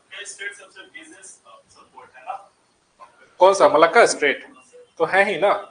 अगर नहीं मलक्का स्टेट को कवर करोगे तो फिर नीचे से ऐसे करके, है ना, लंबा सा रूट पकड़ के जाओगे, तो उससे क्या होगा, तुम्हारा फ्यूल कंजम्पशन ज्यादा होगा, है ना, इकोनॉमिकल नहीं होगा।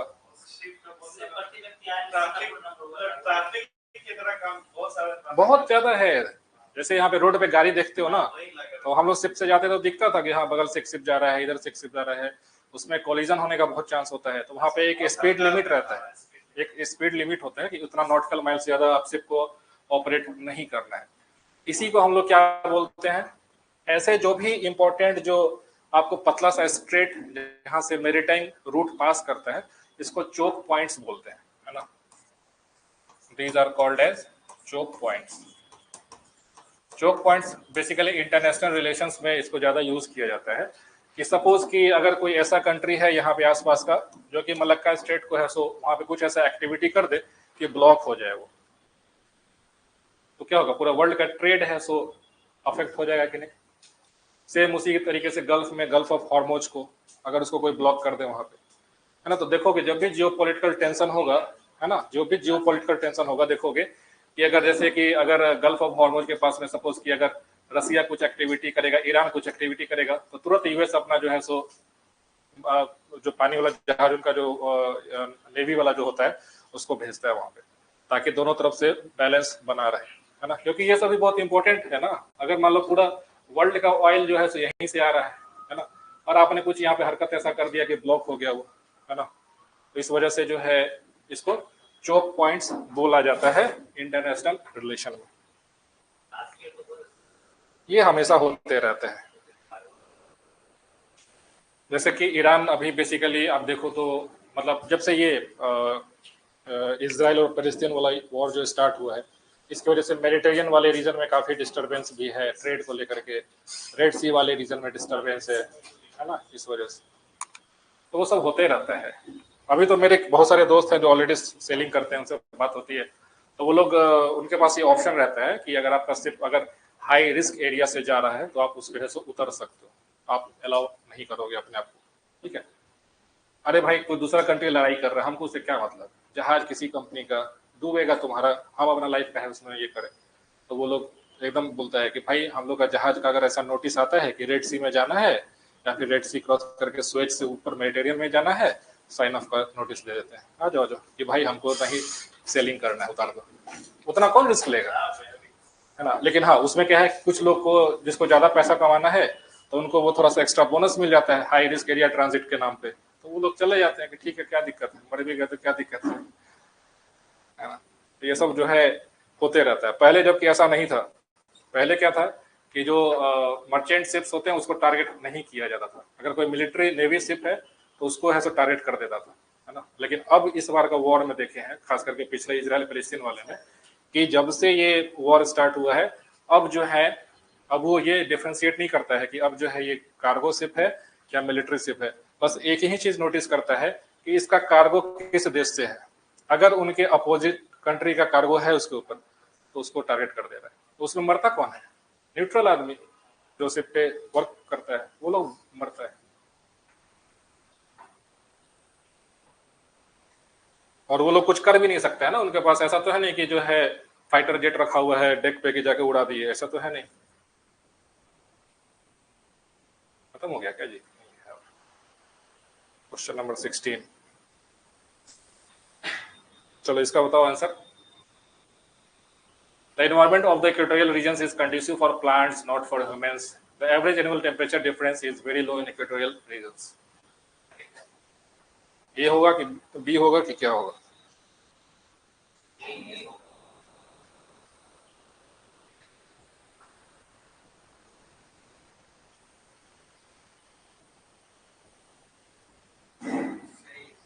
ए। ऐसे क्वेश्चंस में जो है डेफिनेट कह पाना डिफिकल्ट हो जाता है कि एग्जामिनर जो है सो क्या रीजन, इसका बी आंसर दिए हुआ हालांकि, है ना।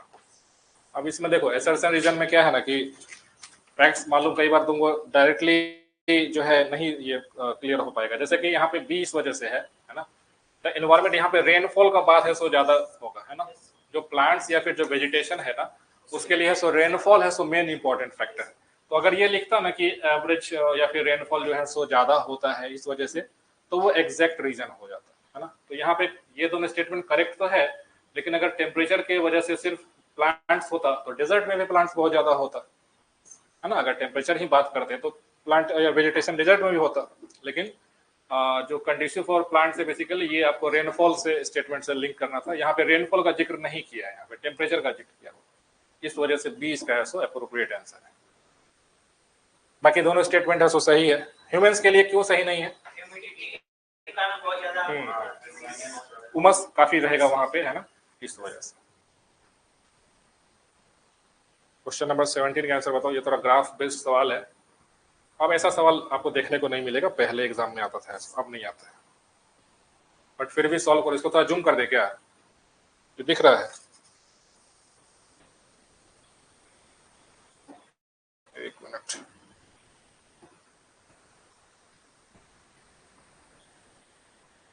बताओ क्या है।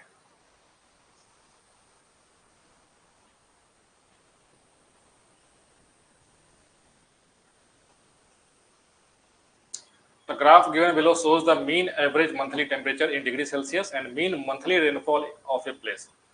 तो ग्राफ में आपको क्या बताया गया है कि किसी एक जगह का बेसिकली जो है मंथली टेम्परेचर का रेंज क्या है और मंथली रेनफॉल का रेंज क्या है। जैसे कि जनवरी फरवरी मार्च है ना, ऐसे करके दिसंबर तक है, ये रेनफॉल का ग्राफ है, ये टेम्परेचर का ग्राफ है, ठीक है। तो टेम्परेचर जैसे कि अगर यहाँ पे देखो ये जो है आपको 15-20 के बीच में है, तो 16 डिग्री 17 मान लो, 17 डिग्री सेल्सियस ये वाला पॉइंट है।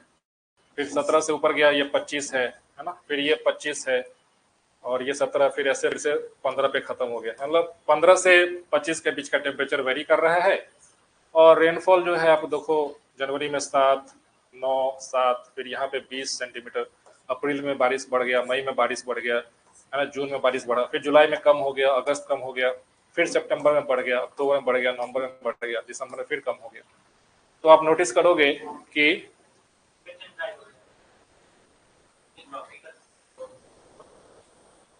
क्या होगा, हाँ वेट एंड ड्राई ट्रॉपिकल हो जाएगा। देखो ट्रॉपिकल क्यों है, हाँ टेम्परेचर 25 डिग्री तक जा रहा है ना, 25 डिग्री तक जा रहा है ना। और इसका रेनफॉल का देखो तो रेनफॉल भी जो है सो सालों भर बारिश हो रहा है, लेकिन ऑल्टरनेट आपको दिखेगा, एक है सो वेट सीजन होगा, फिर ड्राई में थोड़ा कम हो गया, फिर वेट में बढ़ गया, फिर ड्राई में कम हो गया, है ना। तो वेट एंड ड्राई ट्रॉपिकल इसका है सो राइट आंसर हो जाएगा। ठीक है, ठीक है, वेट एंड ड्राई ट्रॉपिकल। तो wet and dry tropical basically कहाँ पे होता है, अमेजन, अमेजन तो ग्राउंड ईयर हो जाएगा, डेजर्ट नहीं। मेडिटेरियन तो टेम्परेट रीजन है, ये ट्रॉपिकल रीजन बता रहा है। अरे अभी जो जस्ट बताया Sudan type of climate, wet and dry tropical मतलब कि सूडान का सवाना क्लाइमेट। ठीक है, ये basically wet and dry tropical अगर है तो वो सवाना का ही कैरेक्टरिस्टिक है। ठीक है, सवाना, ठीक है, सब जगह नहीं होता है ना, हाँ थोड़ा बहुत तो बारिश होगा ही ना। अब इंडिया में ही देखो तो कोई ऐसा महीना है जिसमें बारिश नहीं होता है, थोड़ा बहुत तो किसी न किसी रीजन में बारिश होते ही रहता है। ठीक है, क्वेश्चन नंबर 18, किसी को हिंदी में देखना है क्या, क्योंकि हिंदी वाला दिख नहीं रहा है, हिंदी में देखना है। चलो को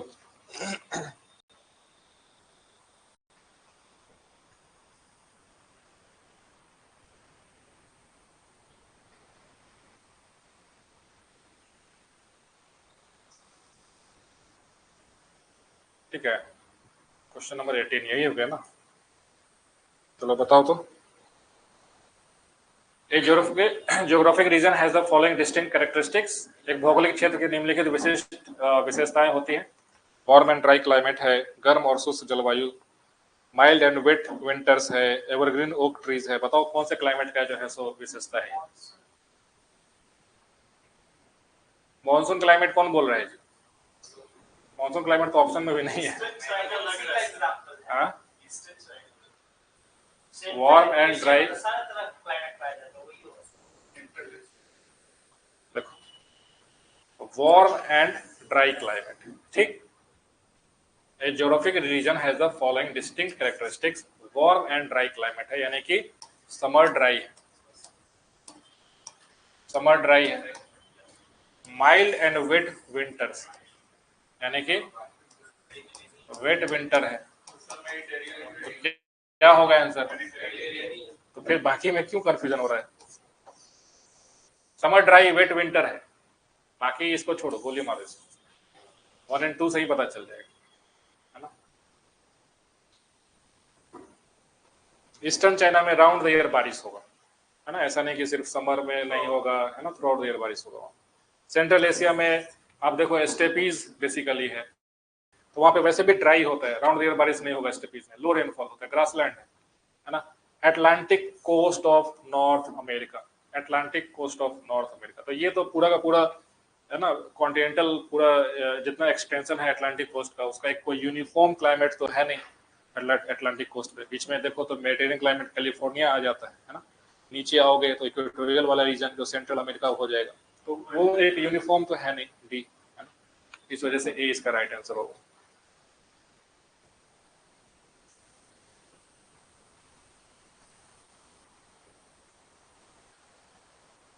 ठीक है, question number 19, Which one of the following climates are associated with the shifting of the pressure belts? Equatorial climate, Mediterranean climate, monsoon और मेडिटेरियन दोनों होगा, 2 and 3 हो जाएगा।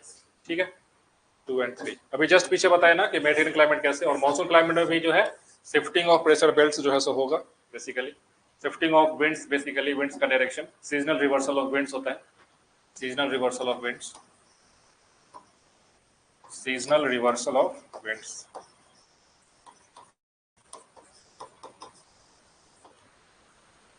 ठीक है, चलो क्वेश्चन नंबर 20 का बताओ। Which of the following pair matchings is correct? Mediterranean sea zone summer rain है, equatorial zone rain with thunder in the noon, monsoon zone heavy rain throughout the year, desert zone winter rain. क्या बात है, 20 का है सो right answer हो जाएगा। इसमें कोई डाउट है किसी को? अभी जस्ट बताए कि इक्वेटर वाले जो रीजन है वहां पे आपको दोपहर में है ना गरज के साथ है सो बारिश होगा। मेडिटेरियन सी में समर रेन नहीं होगा, विंटर रेन होगा। ठीक है, विंटर रेन होगा मेडिटेरियन में, ठंड में बारिश होती है यहाँ पे। मॉनसून जोन में heavy rain throughout the year नहीं भाई, यहाँ पे 4 महीने बेसिकली है ना, जून जुलाई अगस्त सितंबर। ठीक है, जून जुलाई अगस्त सितंबर में है सो बारिश होगा। डेजर्ट जोन में विंटर रेन लिखा हुआ है, तो यहाँ पे तो वैसे भी एनुअल रेनफॉल 25 सेंटीमीटर से भी कम होता है ना, तो विंटर और समर का बात ही नहीं है यहाँ पे।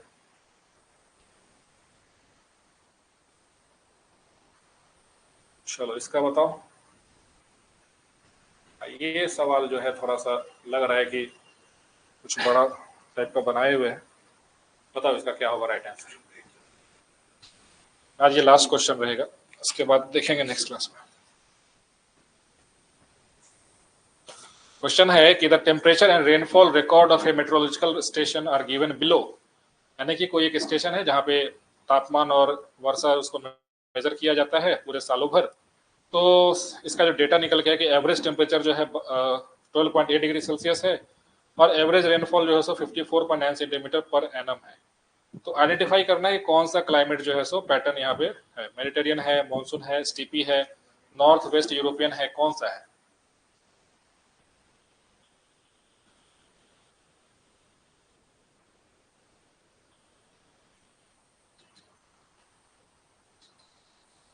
क्या होगा जी? हाँ, ए मेडिटेरियन या फिर स्टेपी? स्टेपी। ए में कितने लोग हैं? एक और दो। बी में? बी में कोई नहीं, एक। सी में कितने लोग हैं स्टेपी में? मैक्सिमम लोग सी में है। और नॉर्थ वेस्ट यूरोपियन में? अच्छा, मतलब जो लोग स्टेपी बोल रहे हैं वो किस बेसिस से बोल रहे हैं, मतलब एनुअल टेम्परेचर और रेनफॉल के डेटा पे देख करके? तो अच्छा एक बात बताओ कि अगर एग्जामिनर को सिर्फ यही पूछना रहता तो वो इतना चार्ट बना के क्यों देता? उसके पीछे भी कुछ रीजन है। उसके पीछे का रीजन ये है कि आपको हर एक महीने का बारिश को आप मॉनिटर करिए। सबसे ज्यादा रेनफॉल कौन सा महीने में हो रहा है? देखो जनवरी में, और मतलब ठंड में दिसंबर में। और सबसे कम किस में हो रहा है? मतलब कि मई से देखो, अप्रैल से कम होते होते होते अक्टूबर तक कम ही है। समर ड्राई, विंटर रेनफॉल, कौन सा होगा? मेडिटेरियन होगा। तो ए इसका है राइट आंसर। समझ में आ गया? तो कहने का मतलब है कि जब भी कभी ऐसा सवाल आए तो सिर्फ इसको देख करके अनुमान नहीं लगाना है।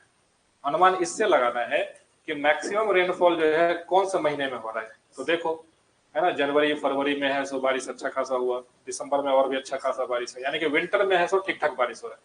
जैसे जैसे गर्मी आना शुरू हुआ, मई ढाई और कम, अगस्त सितंबर ड्राई, फिर अक्टूबर ड्राई, है ना, तो ये ड्राई सीजन। तो विंटर में रेनफॉल हो रहा है, समर ड्राई हो रहा है, तो सीधा सीधा मेटेरियल में चले जाओ। समझ में गया? ठीक है, इस क्लास को कल कंटिन्यू करेंगे, आज इस पर ही पेंड करते हैं। बाकी देखते हैं, और ज्यादा क्वेश्चन इसमें तो है नहीं, कल एक और नया सेट जो है इसके साथ में है सो आ जाएगा, है ना। सो मिलते हैं फिर नेक्स्ट क्लास में।